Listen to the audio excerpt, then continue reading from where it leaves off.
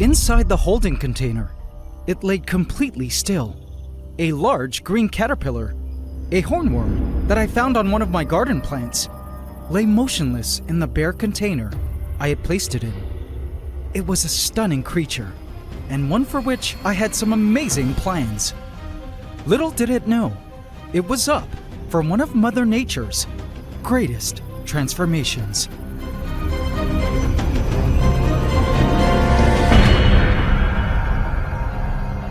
Please subscribe to my channel and hit the bell icon. Welcome to the AC fam. Enjoy.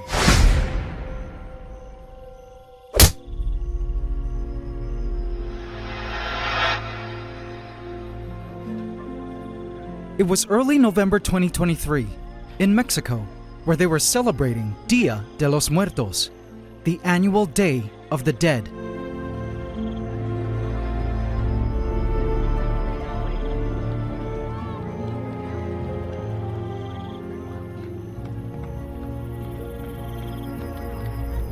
Children's faces were painted like skeletons, and music filled the streets in honor of loved ones who had passed away. I was in attendance among the festivities, completely by accident, as the festival happened to fall during my vacation. But it was all ironic, as if the universe was sending me a message, for I too was mourning inside and bracing myself for an oncoming death of my own.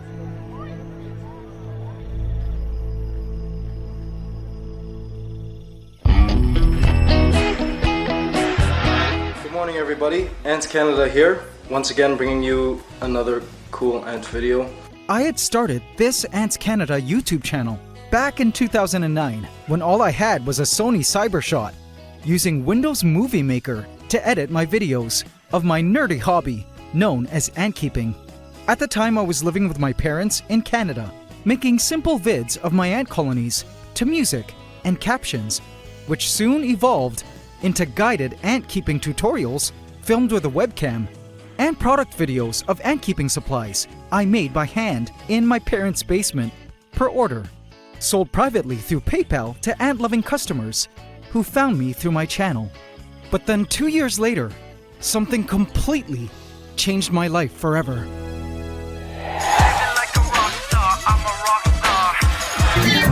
When Pinoys do this, it means you're asking for the bill. But when Pinoys do this, you're asking for chicharon ni Mangwan, sukang paambong, packed with the big flavor of sukang maasim. Sir, bill? By 2011, I had relocated to the Philippines to pursue show business. A whole other story which I won't get too much into today, but basically I hopped on an opportunity from a TV network after some comedic skits on another channel I was doing went viral. I ended up doing TV shows, movies, a radio talk show, and TV commercials. Meanwhile, this ant channel, which I continued to upload videos to on the side, mostly for fun, was about to show me that the real show was just getting started.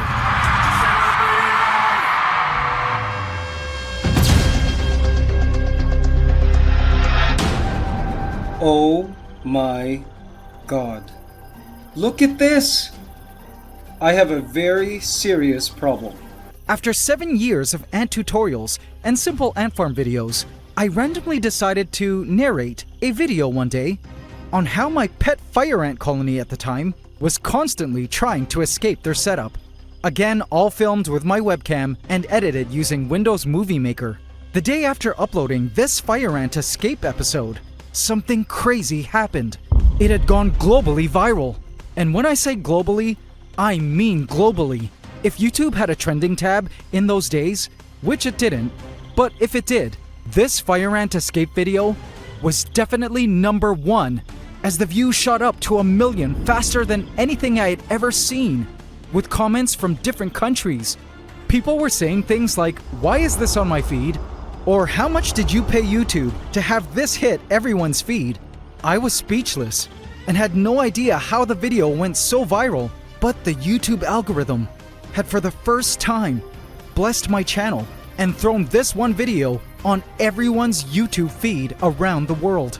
From that day on, the channel had officially become a storytelling channel instead of just an informational ant channel, and life was about to drastically change for me, big time. Keepers lady. Look at all these ants.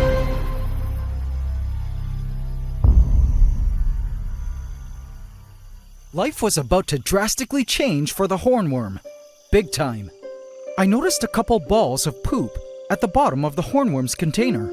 I wasn't sure how far along it was in its development, and I figured it might still be growing. I took the container to fill it with some fresh leaves so it could continue to eat and develop.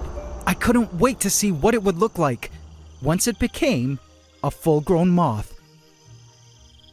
I continued to upload on a weekly basis, educating my subscribers by sharing the incredible stories of my ants.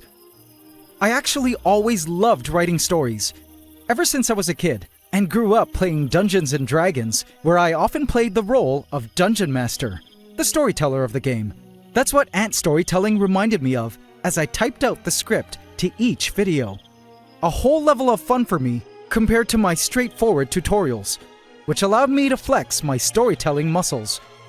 With this new format, the channel continued to grow steadily through the years, with certain videos hitting the trending tab again and again and again and again. Views reached an all-time high by the time pandemic hit in 2020, when everyone was stuck at home with nothing to do, and us YouTubers who could create content from home could satisfy the demand for interesting content. The channel had peaked in 2021, and I was so grateful.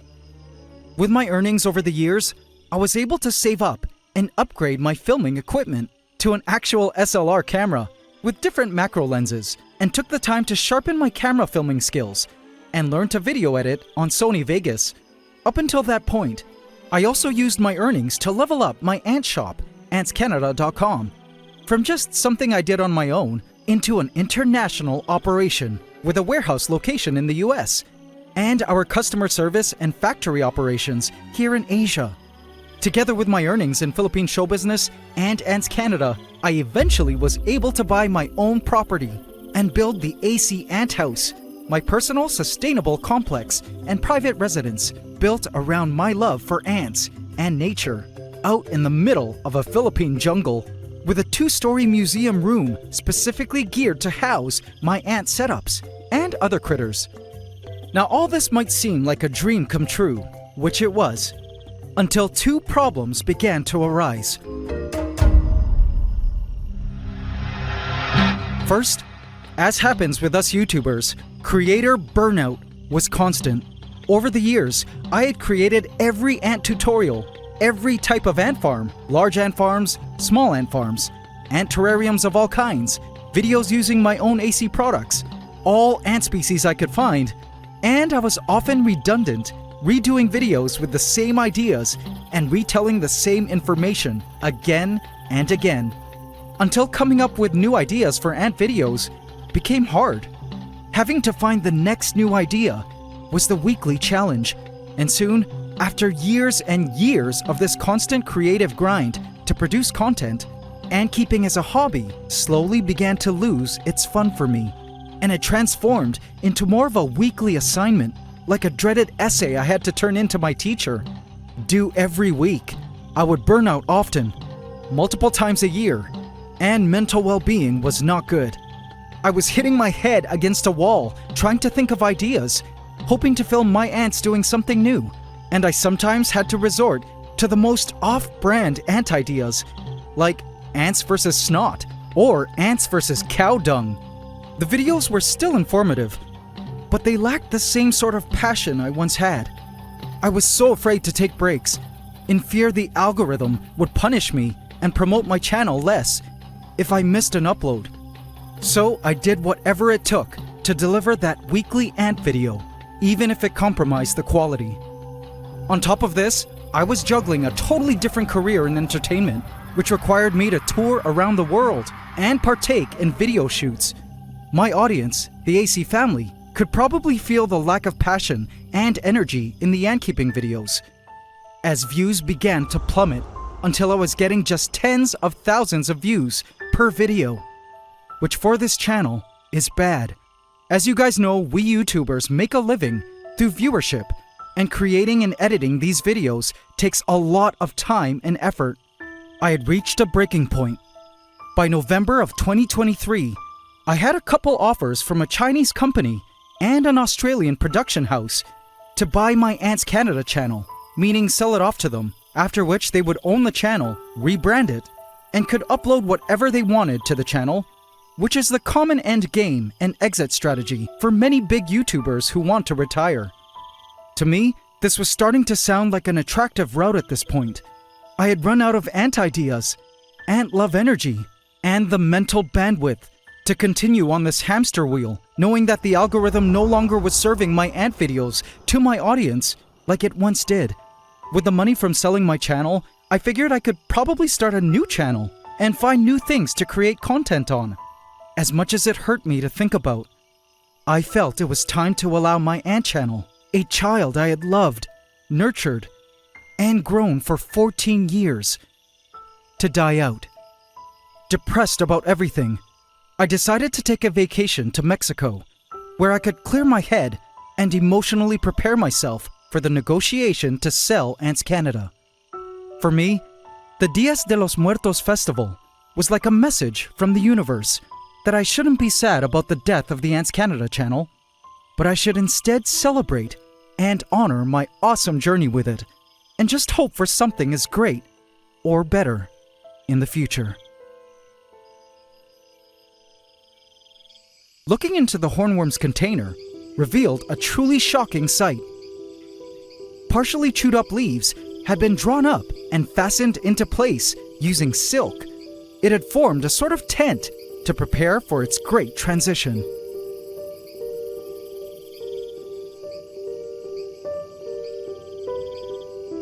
The hornworm lay still, like a mummy, in its tomb of leaves, silk, and poop balls. The poop was interesting. It seemed the poop had a functional purpose in this metamorphosis process, perhaps to use its repulsive smell to keep predators away during this vulnerable period, or perhaps to hide its scent profile, perhaps some weird camouflage. I didn't know, but it did seem this was all part of the hornworm's journey to becoming a moth.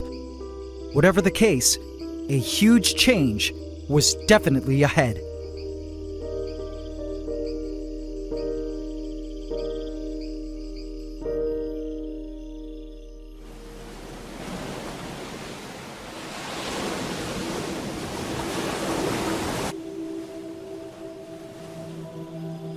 On the beach on my final day in Mexico, I watched a hermit crab crawling on the sand.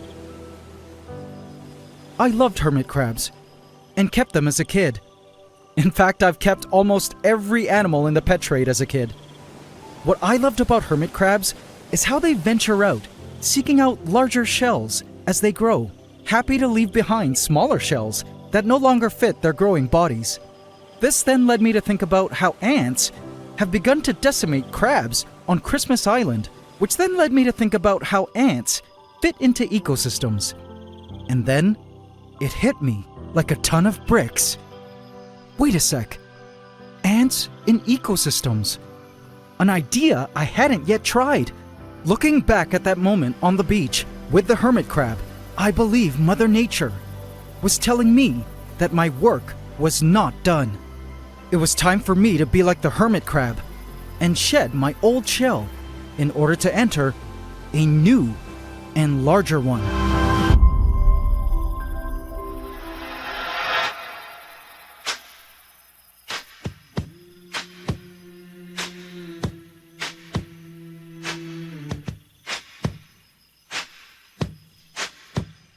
As soon as I got home, I went straight to work and began my plans to create something bigger than anything else I had ever tried before. A giant tank in which I planned to create an ecosystem vivarium. So as a kid, I had built vivariums, which are basically highly bioactive enclosures that mimic nature, full of various species of cohabiting plants and animals. My coolest childhood vivarium was made using a large 100-gallon tank and housed 3 anole lizard species, small toads, isopods, insects, and more. Keeping vivaria was something I was obsessed with as a kid, which I learned about from a book by Philippe de Vaujoly on green anoles. In the book, he proposed that different species of lizards and amphibians can be kept together when selected carefully, and when each species' needs for ecological niche, territory, resources, and food are met. In all the years I've made ant videos, I had never yet shown ants living in their most naturalistic setup, i.e., an ecosystem vivarium, where they could contend with gathering their own food, not me just placing in food for them, predators hunting for them, and other species of ants competing for resources, just as they would in the wild. Now was the time to try this, because I now had the space in the big ant room to build it. This ecosystem vivarium in my head was definitely ambitious and would test my decades of experience and knowledge on biology, animal husbandry, tank building, storytelling, video editing, nature cinematography, entertainment, and of course, ants. I felt this new ecosystem vivarium would be such a fun and unique thing to document, as it would not only give us a unique look at how ants fit into the ecology of the planet, but also give us an amazing insight on how ecosystems work as a whole, and how ants are just a small part of a larger complex biological system. Little did I know, I was in for the greatest adventure the channel had ever seen, and all the years of work I had done thus far on this channel was merely my training grounds, preparing me for the hardest work that was up ahead.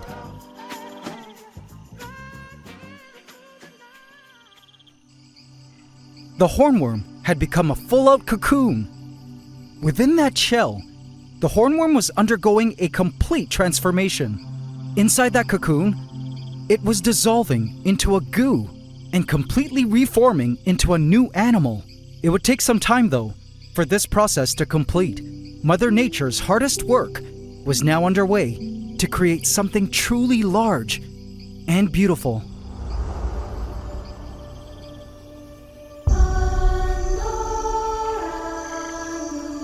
It was by far the largest, most beautiful enclosure I had ever built that pushed all my terrarium building skills to the limit. It was also the most expensive enclosure I had ever built, costing me several thousands of dollars to construct. But I didn't care. I could hardly believe something so beautiful was in my place. It was a dream tank, and I called it Pandora, with a T, as a tribute to ants. But the thing I realized creating the vivarium building episode was just how much work was involved in creating the video. The episode was long, took me several days to film, a few days to script write, more days to edit, and for a change, required me to step into frame a few times so the viewer could see the sheer size of the tank. Seeing as this was the channel's last shot for survival, I was determined to give it my all, exerting 110% full effort, applying all I had learned about video making. This episode was unlike anything my channel had ever uploaded, and to my complete joy, the episode began to bring viewers back to the channel. Views went up, but this was just the warm-up before the main event, for the next episode would truly work me to the bone. What I hadn't realized was that in decorating the vivarium using materials from outside, I had actually unknowingly introduced a ton of life inside, which I expected, but not to the degree that it happened. That week, after Pandora was created, I found myself filming a few species of ants actually going to war inside Pandora, something completely unplanned, but was super fascinating to document. All week, I couldn't leave the ant room, as I didn't want to miss a single moment in the war. I also was surprised to spot a whole termite colony, beetles, more ant colonies, and a host of other tiny life that were also introduced by way of the decor. There were just so many stories all around the vivarium, all of which interwove with each other's, and suddenly I found myself passionate again, behind my camera, on my keyboard writing the story, and in front of my computer, editing it all together. I also decided to do some acting for dramatic effect. Suddenly the channel had found its new life, and so too, its new audience. The episode "A War Broke Out in My Giant Rainforest Vivarium" hit trending tab, and views were triple that of the glorious pandemic days. Week after week, I grinded and stayed up late nights, sitting in front of the tank, sweating my butt off, since the whole ant room is always as hot and humid as a rainforest, filming whatever stories I could spot, documenting the evolution of the ecosystem. The Ecosystem Vivarium videos were the hardest videos I ever created, almost double the length of my usual videos, and took me many days longer to make. Each week was like an Olympic event, and I felt like a filmmaking Olympian, having to create a mini film in just 7 days, over and over again. I remember telling myself that the workload was not sustainable, and I knew at some point I would burn out, but I would keep pushing while my passion was at an all-time high and until I could no more. Every week the videos acquired millions of viewers, hit the global trending tab again and again, and this time, not only ant lovers watched, but lovers of all life, nature lovers, and even non-nature lovers. The AC family grew into an enormous community who were just as passionate as I was about the series and the lives of the creatures inside Pandora. I myself was shocked at some of the stories I captured on film, from the shedding of a mantis at 4 a.m. in the morning, to the birth of huntsman babies, to an ultimate showdown against an escaped huntsman mother in my kitchen. People accused me of staging such crazy events, but no, everything I captured was 100% completely real and happening in real time, and required my fast camera skills to pull off the lens changes, camera positions, and cinematography.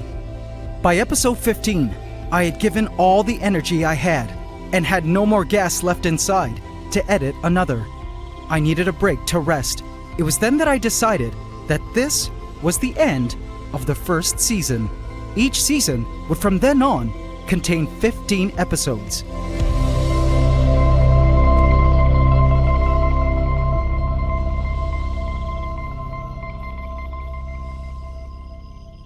Six whole seasons later, I have found that 15 episodes is just the right amount of time it takes for me to burn out, so I make sure to use my break between seasons to truly rest.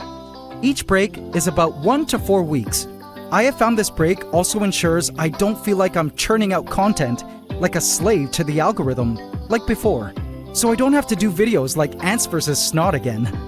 It keeps me passionate and allows me to just enjoy my hobby and observe my tanks in private during the breaks, without having to film what I see nor think about it from a work lens, which I've learned is important if you're going to turn your passion into a living. Meanwhile, I also use the breaks as a time to get inspired, brainstorm, and research in preparation for future seasons. During my last break, prior to this past season 6 titled Grasslands, I traveled to the UK to study the awesome grassland ecosystems there for inspiration. But AC family, I wanted to take the opportunity to thank all of you who watch my videos and who understand the core message of the series, which is the connectedness of ecosystems and thus the need for conservation. If anything, for our own good. You each have brought new life and purpose back to this channel and to my whole vocation as a video maker, ant keeper, storyteller, and nature cinematographer. And I cannot be more grateful. We're almost at 7 million subs strong now, which blows my mind.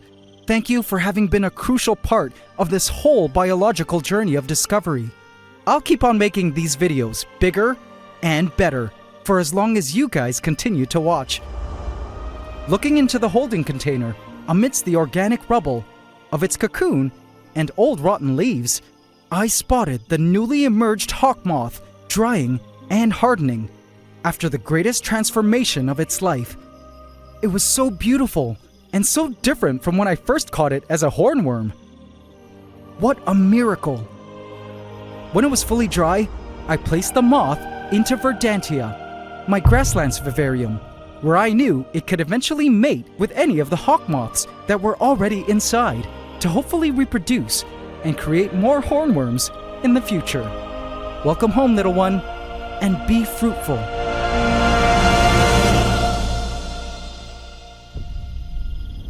It's been over 2 years since that fateful November in Mexico, amidst the painted skeleton faces of the Day of the Dead.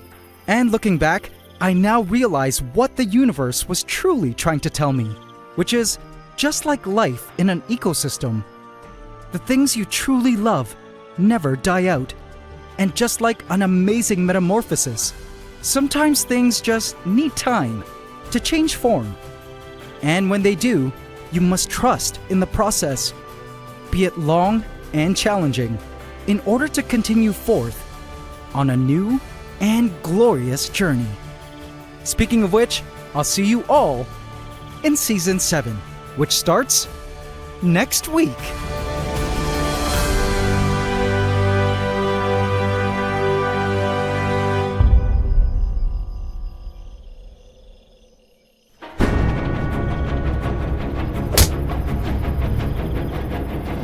Vote in my community tab to affect this story.